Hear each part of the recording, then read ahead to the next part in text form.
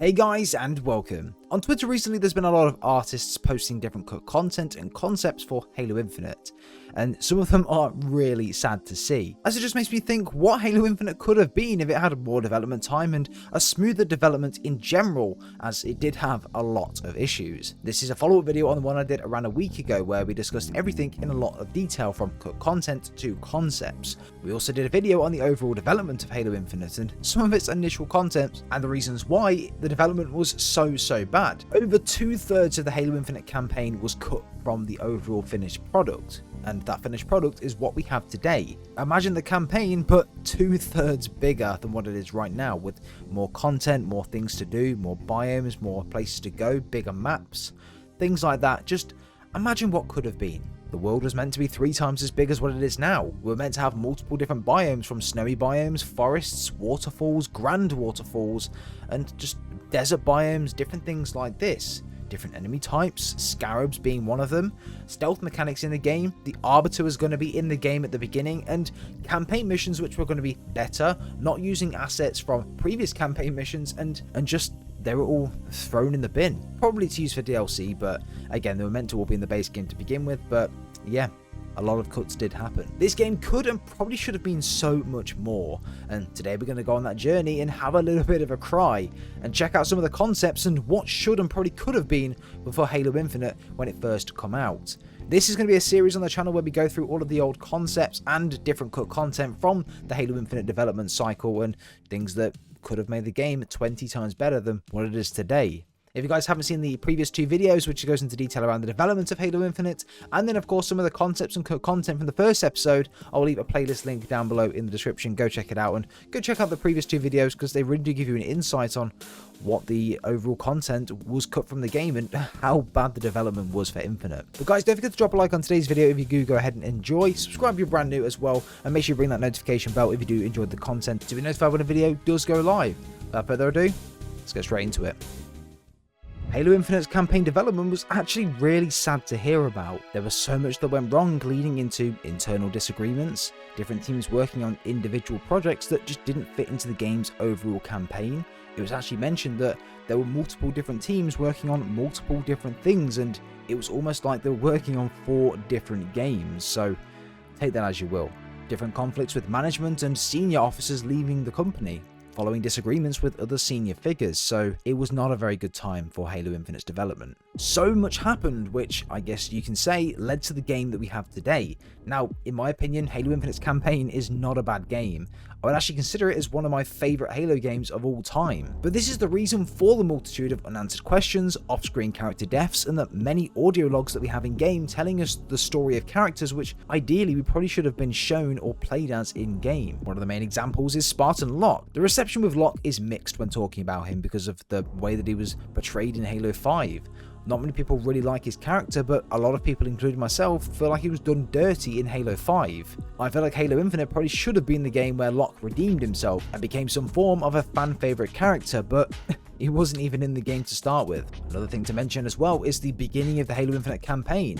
Now, I'm not taking anything away from the initial cutscene, because the initial cutscene I think is really cool. It does give us a lot of unanswered questions, but nevertheless, it's a very cool cutscene. But if this game was created and produced by Bungie, I can guarantee you that the start of this game would have been very different, and let me explain why. Bungie have always had a knack of creating games and allowing the player to be in full control. Bungie believe that playing through a scenario rather than watching it is more impactful to the player, means more and gives you more of an emotional connection to the game and the characters within it. Take this into perspective. In the game, there are multiple audio logs which tell us how the Chief, Halsey, Captain Lasky, and the UNSC Infinity actually went on a mission to collect the weapon from Reach. And then we have audio logs when the Banished actually infiltrated the UNSC Infinity, leading on to the cutscene that we have at the start of the game. What if we had playable missions? The first mission was us on the UNSC Infinity, and we'd actually been instructed by Halsey and Lasky to go to Reach with Blue Team and collect the weapon. It leads straight on from Halo 5, where Blue Team are still with Chief, and we get to have one mission with them where we kind of redeem themselves and make them more of an impactful set of characters. We go back to the Infinity after we've done that, and the second mission is to defend the UNSC Infinity after the Banished attack. Then it leads on to fighting Atriox. Obviously we're going to lose the fight, but it's not the point. Atriox is ridiculously overpowered, and he does defeat the Chief whilst you're trying to fight him. We then go on to the player has been defeated by Atriox, not just a cutscene showing the Atriox defeating the chief, but you controlling the chief have been defeated by Atriox. That's more of an emotional connection, and for me that would make me want to take down the Banished even more. I feel like that would have left a way better impression on the player base if we had 2 playable missions at the start of the game, but again, as we mentioned, cut content and terrible development is one of the reasons why a lot of these campaign missions were cut from the game, and I can guarantee you that these were 2 campaign missions that were under thought and consideration when the game was being released and of course concepted, but again, the cuts just didn't help it. But with Halo Infinite being a 10-year game and the story now being classed as a live service, the cliffhangers are going to be kind of expected, and definitely expect them in DLC because we're going to get a lot of them. But before we do get into some concepts, guys, and some of the cut content, I want you guys to take into account, and it's important to note that these are images that I'm going to be showing you that are classified as concepts. Some of the concepts are turned into assets, and some of them are realities within the game, but some of them just don't make it, or some of them just aren't. So some of these images may have been a part of Halo Infinite story, and I know for a fact that some of them have, and some of them may not have been so lucky, so make sure you take that into consideration when looking at these. The first one just shows the vast landscapes, a huge waterfall and a wonder of the ring with a hidden structure within it. Just imagine a campaign mission where you're scavenging around for something and you just can't find it anywhere. Similar to Halo Combat Evolved, when you first land on the Halo CE ring installation 04, you don't really know what you've landed on, you don't really know what it is, everything's a complete mystery to you. What if in one of the campaign missions that was the same thing? You landed on Zeta Halo, you don't really have any idea what's going on, where you are, or what it is. You come across some form of switch or some form of secret puzzle. You've solved the puzzle or flicked the switch, turn around and a waterfall opens up in front of you with an abandoned Forerunner structure inside. You investigate and go inside this Forerunner structure, which is, by the way, completely optional, and it turns out it was used for secret experiments back in the day, or could have even opened up, and it was the Palace of Pain that we all heard about from the lore of the game, where subjects were once tested and eventually killed. I feel like the universe of Halo is way too big to not have different Easter eggs and things like this hidden within, and just little touches like this would make the game so fucking cool, so much better. But let me know in the comments what you think. But even just driving past this thing and it opens up randomly with a co-op campaign player or something along those lines, just wow, it would just be so damn epic. The next one to go into is an abandoned Oni military base. I would absolutely love to see this in some form of spin-off or a multiplayer map. Whether this is based on Earth, Reach, or someone else in the universe, I think this would be so damn epic.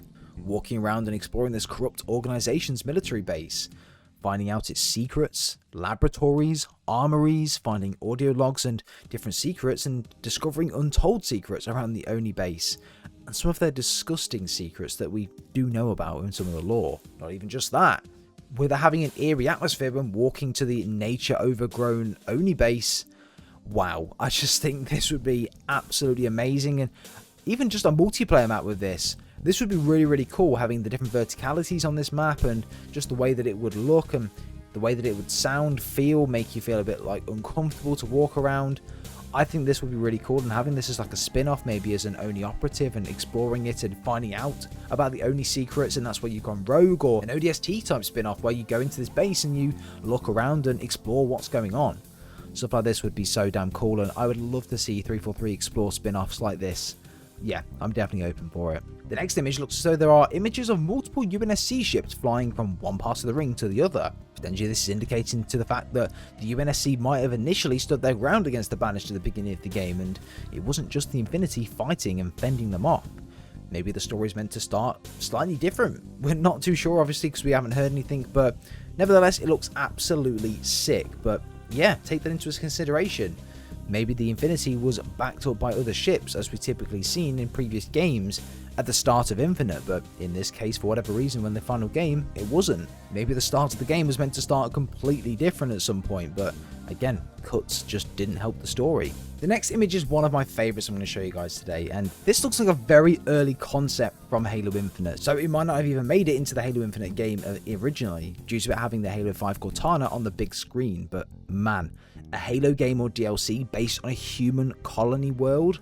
Wow. I would love this. I mean, I would love another game based on Earth, or even Reach for that matter, but a human colony world, somewhere that we've never been before? Man, I would love something like that. Or even a spin-off of Locke when he was growing up. Something like that to give you more an emotional attachment to a character.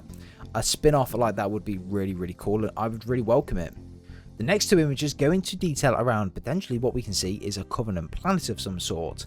I want to say that this is St. Helios, but I'm not actually too sure. But imagine a DLC on a planet like St. Helios or a Covenant homeworld where you're fighting against a threat that's infiltrating it. Want to have a DLC from the perspective of a team of elites, like Halo ODST, have a team of ODST type elites battle against a faction on their homeworld, defending it and fighting for what's right. It doesn't even have to be a mainline Halo game. It could just be a completely separate spin-off like ODST was, which I think would be so cool. Let me know your thoughts down below on this, but this follows on nicely to my next image that I want to show you, which is pretty much the same thing, but Cortana's created army looks like they're taking over this planet. As you can see with the Guardian in the background, maybe this could be the plot point. The team of elites survive and try to find survivors and go onto some form of search and rescue mission. Then later on, they find and meet the Arbiter or Shipmaster. Man, I would love a story from that perspective. Imagine being a part of Shipmaster's crew and he's the person in command that you're reporting to. And just be able to know the relationship a bit more between the Shipmaster and his elites and the elites in that army and the grunts, the general army, I think would be really, really cool.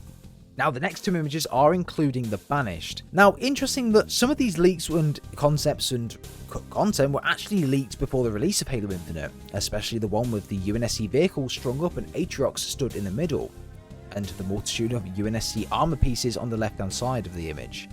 This is such a cool screenshot and it is so Banished that I love it. The other one looks like a Banished camp with a load of war chieftains patrolling the area and other Banished equipment being lowered into the compound in the background. I love these screenshots so much and it's so Banished. Maybe this is pointing at some form of cut content in the game as well. Maybe there could have been a case where the Banished could just set up camp wherever they wanted to on the ring, because obviously the ring was meant to be 3 times the size of what it is currently.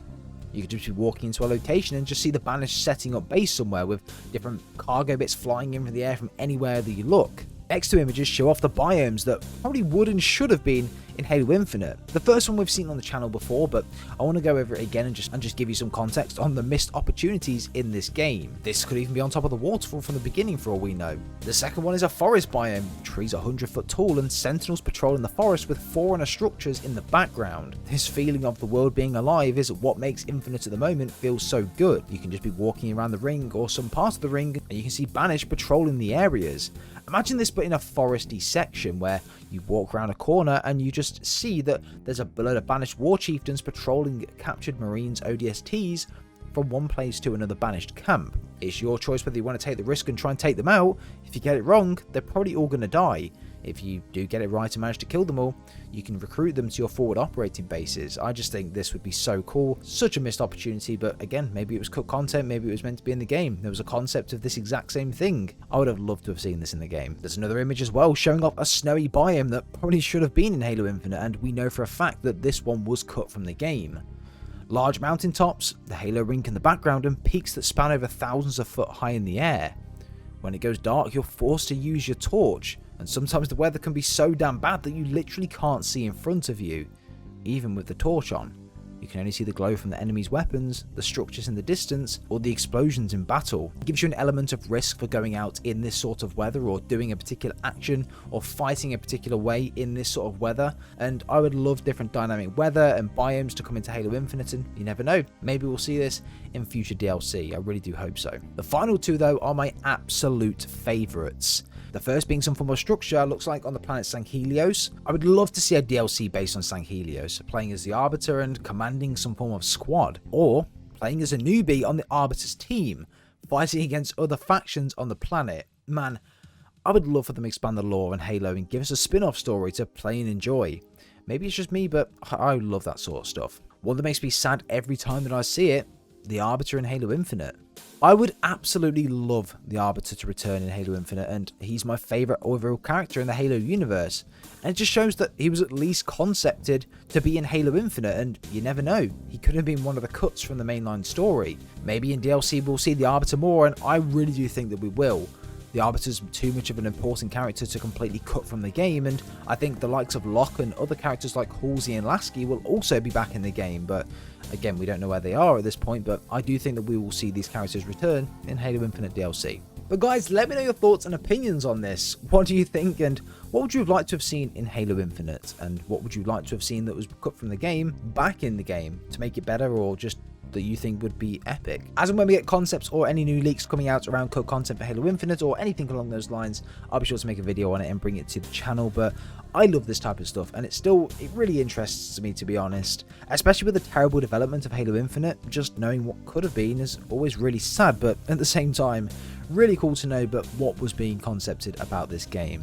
But guys, have a good rest of your day. Don't forget to drop a like and subscribe if you are brand new. Again, we do Halo content every single day, so make sure you do subscribe to the channel as well and turn on notifications as well to be notified when a video does go live. But guys, take care, speak soon, have a good rest of your day.